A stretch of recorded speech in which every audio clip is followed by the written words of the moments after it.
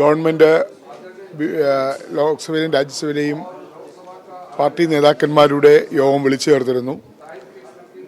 ലോക്സഭയിലെ government deputy leader Rajnath സിംഗും രാജ്യസഭയിലെ നേതാവായ നഡ്ഡയുമാണ് ഇന്നത്തെ യോഗത്തിൽ പങ്കെടുത്തത്.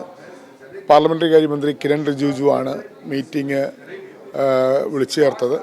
ഈ മീറ്റിങ്ങിൽ പ്രതിപക്ഷത്തിൻ്റെ അഭിപ്രായങ്ങൾ കേൾക്കുക എന്നുള്ളതായിരുന്നു പ്രധാനം. ഞങ്ങൾ പ്രതിപക്ഷത്തു നിന്നുള്ള കക്ഷികളെല്ലാം തന്നെ ഞങ്ങൾക്ക് ജനകീയ വിഷയങ്ങൾ ഉന്നയിക്കാനുള്ള അവസരം ലഭിക്കണം. അതോടൊപ്പം തന്നെ ഗവൺമെൻറ്റിൻ്റെ ബിസിനസ് മാത്രം നടത്തിയാൽ പോരാ, മറിച്ച് പ്രതിപക്ഷത്തിനുകൂടി അവസരങ്ങൾ ലഭിക്കുന്ന തരത്തിലായിരിക്കണം ഗവൺമെൻറ് സമീപനമെന്ന് ഞങ്ങൾ ആവശ്യപ്പെടുകയുണ്ടായി. പ്രതിപക്ഷത്തിൻ്റെ അവകാശങ്ങൾ നിഷേധിച്ചാൽ പ്രതിപക്ഷം ഉന്നയിക്കുന്ന ആവശ്യത്തിന് സമയം ലഭിച്ചില്ലെങ്കിൽ തീർച്ചയായും ഗവൺമെൻറ്റുമായി സഹകരിക്കില്ല എന്ന് ഞങ്ങൾ മുന്നറിയിപ്പ് നൽകിയിട്ടുണ്ട്.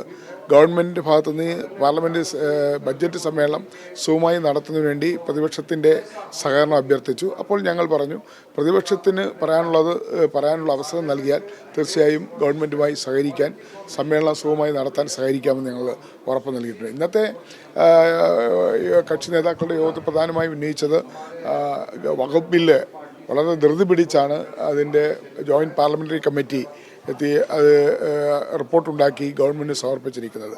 പ്രതിപക്ഷത്തിൻ്റെ അഭിപ്രായം കേൾക്കുകയോ പ്രതിപക്ഷം കൊണ്ടുവന്ന അമെൻമെൻറ്റുകൾ അംഗീകരിക്കുകയോ ചെയ്യാതെ ഭരണപക്ഷത്തു നിന്ന് പറഞ്ഞ അമെൻമെൻറ്റുകളെല്ലാം അംഗീകരിച്ചുകൊണ്ടാണ് മുന്നോട്ട് പോയത്. അത് ഞങ്ങൾ അതിൽ വിയോജിപ്പ് പ്രകടിപ്പിക്കുകയുണ്ടായി. അതുകൊണ്ട് വഖഫ് ബോർഡ് ധൃതി പിടിച്ച് പാസ്സാക്കാൻ പാടില്ല എന്നുള്ളത് ആവശ്യപ്പെടുകയുണ്ടായി. വൺ നേഷൻ വൺ ഇലക്ഷൻ എന്ന ആ വിഷയത്തിലും ഞങ്ങളുടെ അഭിപ്രായം പറഞ്ഞു.